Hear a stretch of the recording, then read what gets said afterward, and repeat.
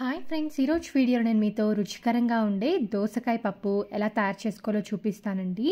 ఇలా కొన్ని టిప్స్ పాటించి పప్పు చేసుకుంటే చాలా టేస్టీగా ఉంటుంది. ఈ రెసిపీ కోసం నేను ఒక కుక్కర్ తీసుకున్నానండి. అందులోకి శుభ్రం చేసి పెట్టుకొని ఒక అరగంట పాటు నానబెట్టుకొని ఉంచుకున్న ఒక కప్పు కందిపప్పును తీసుకున్నాను. అలాగే ఒక కప్పు దోసకాయ ముక్కలు తీసుకున్నాను. 4-5 పచ్చిమిరపకాయని ముక్కలుగా చేసుకొని వేసుకోండి. కొద్దిగా చింతపండు, అలాగే ఒక మీడియం సైజ్ టమాటోని తీసుకొని ముక్కలుగా కట్ చేసుకోండి. కొద్దిగా ఉల్లిపాయ ముక్కలు, 1 టేబుల్ స్పూన్ కారం, 1/2 టీ స్పూన్ పసుపు వేసుకోండి. ఇప్పుడు ఇందులో 1.5 కప్పు వాటర్ యాడ్ చేసుకొని మొత్తం అంతా కూడా మిక్స్ చేసుకొని ప్రెషర్ కుక్కర్ లిడ్తో క్లోజ్ చేసుకొని ఒక 4-5 విజిల్స్ వచ్చే వరకు కుక్ చేసుకోవాలి. కారం వేయడం వల్ల మంచి కలర్ వస్తుందండి, అలాగే టేస్ట్ కూడా బాగుంటుంది పప్పు. అందుకోసమే నేను కారం కూడా వేసుకున్నాను.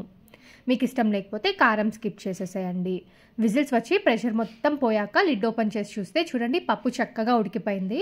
ఇప్పుడు దీంట్లో రుచికి సరిపడినంత ఉప్పుని వేసుకొని మెత్తగా మెదుపుకోవాలి. చూడండి, ఇలా మెత్తగా చేసేసుకున్న తర్వాత ఈ పప్పుని పక్కన ఉంచుకోండి.